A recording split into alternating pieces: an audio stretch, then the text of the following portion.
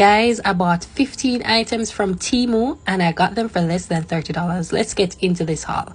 So first off, I got this cute little crossbody bag and it cost me $9.88, and all of these are quoted in USD, by the way. Next, I got a waist trainer for $5.78 because the waist kind of stubborn, you know. Also got this hot comb, and listen, a girl will be slaying her wigs, so I got this glue stick as well, and this cost $3.14. I got this facial cleanser because I'm trying to take my skincare seriously. It was like $1.70, so why not?